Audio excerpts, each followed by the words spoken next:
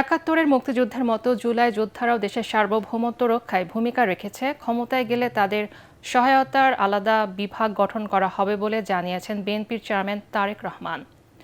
রাজধানীর কৃষিবিদ ইনস্টিটিউটে জুলাই গণ অভ্যুত্থানে নিহত ও আহত পরিবারের সাথে মতবিনিময় সভায় তিনি বলেন, আগামী নির্বাচনের মাধ্যমে নিরাপদ গণতান্ত্রিক বাংলাদেশ প্রতিষ্ঠা করতে না পারলে গণ অভ্যুত্থানের সব অর্জন ব্যর্থ হবে।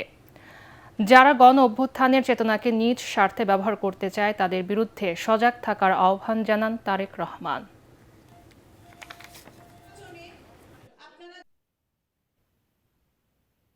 যারা স্বাধীনতা রক্ষার আন্দোলনকে দলীয় স্বার্থ রক্ষার আন্দোলনে পরিণত করতে চায় তাদের সম্পর্কে স্বাধীনতা প্রিয় গণতান্ত্রিক আমি প্রিয় মানুষকে অবশ্যই সজাগ থাকা জরুরি।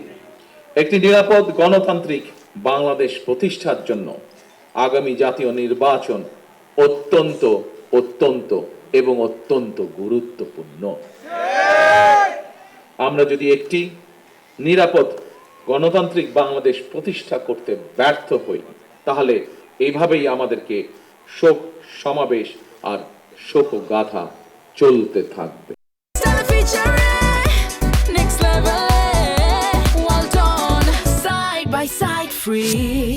নির্বাচনের ব্যালটের ভাঁজে ধানের শীষ রাখা সহ ৩টি বিষয়ের প্রতিবাদে নির্বাচন কমিশনের বাইরে অবস্থান নিয়ে বিক্ষোভ করছে ছাত্রদল। তাদের অভিযোগ, বিদেশে পাঠানো পোস্টাল ব্যালটে ধানের শীষের প্রতীকে ভাঁজে রাখা হয়েছে, অথচ অন্য একটি প্রতীক এমনভাবে রাখা হয়েছে ব্যালট ভাঁজ করলে প্রথমে চলে আসে। ছাত্রদল সভাপতি রাকিবুল ইসলাম রাকিবের নেতৃত্বে তারা ঘেরাও কর্মসূচি পালন করছেন।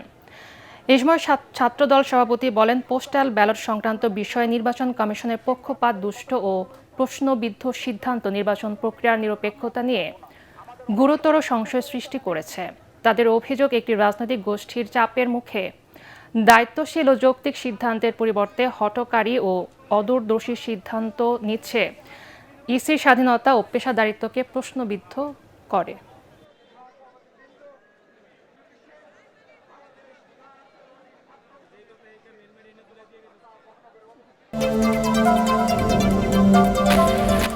আসন্ন ত্রয়োদশ জাতীয় সংসদ নির্বাচনকে কেন্দ্র করে মনোনয়নপত্র বাছাইয়ে রিটার্নিং কর্মকর্তাদের সিদ্ধান্তের বিরুদ্ধে দায়ের করা আপিল শুনানি চলছে। একই সঙ্গে দ্বৈত নাগরিকত্ব থাকা প্রার্থীরা জাতীয় নির্বাচনে অংশ নিতে পারবেন কিনা সে বিষয়ে গুরুত্বপূর্ণ সিদ্ধান্ত জানাবে নির্বাচন কমিশন। রাজধানীর আগারগাঁয়ে 10টা থেকে এই আপিল শুনানি শুরু হয়। কমিশন জানান, আজ বিকেল 5টা পর্যন্ত প্রায় অর্ধশত আপিল শুনানি হবে। এছাড়া অপেক্ষমান থাকা আপিলের বিষয়েও সিদ্ধান্ত হবে। শুনানি শেষ হওয়ার পরপরই কমিশন চূড়ান্ত প্রার্থী তালিকা প্রকাশের প্রস্তুতি নেবে। সমসাময়িক রাজনৈতিক বিভিন্ন বিষয় নিয়ে সন্ধ্যা 6:30টায় প্রধান উপদেষ্টা অধ্যাপক মোহাম্মদ ইউনূসের সঙ্গে বৈঠক করবে বাংলাদেশ জামাতে ইসলামী। রাষ্ট্রীয় অতিথি ভবন যমুনায় জামাতের আমির শফিকুর রহমানের নেতৃত্বে 4 সদস্যের একটি প্রতিনিধি দল বৈঠকে অংশ নেবেন। প্রতিনিধি দলে থাকবেন দলের নায়েবে আমির সৈয়দ আবদুল্লাহ মোহাম্মদ তাহের, সেক্রেটারি জেনারেল মিয়া গোলাম পরোয়ার এবং সহকারী secretary general Rafiqul Islam Khan.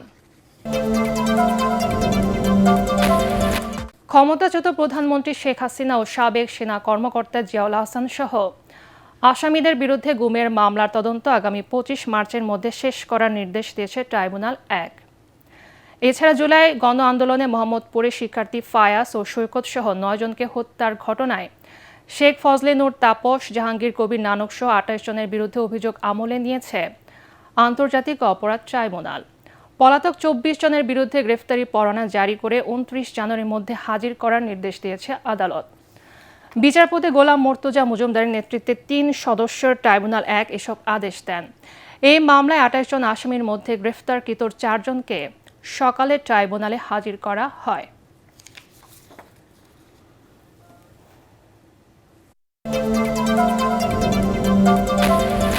Sylhet MAG Osmani medical college হাসপাতালে ইন্টার্ন চিকিৎসকদের উপর হামলার প্রতিবাদে দ্বিতীয় দিনের মতো কর্মবিরতি পালন করছে ইন্টার্ন চিকিৎসকরা। এতে হাসপাতালে সেবা কার্যক্রম ব্যাহত হচ্ছে। ভোগান্তিতে পড়ছেন রোগীরা। হাসপাতাল কর্তৃপক্ষ বলছে, ইন্টার্ন চিকিৎসক ছাড়া মিড লেভেল সহ অন্যান্য ডাক্তাররা সেবা প্রদান করছেন। ইন্টার্ন চিকিৎসকদের কর্মস্থলে ফিরিয়ে আনার চেষ্টা চলছে। এদিকে পরবর্তী করণীয় নির্ধারণে ইন্টার্ন চিকিৎসকরা বৈঠকে বসেছেন। এই ঘটনায় উসমানী মেডিকেল কলেজ হাসপাতালের পক্ষে সহকারী পরিচালক কোতোয়ালি মডেল থানায় একটি জিডি করেছে।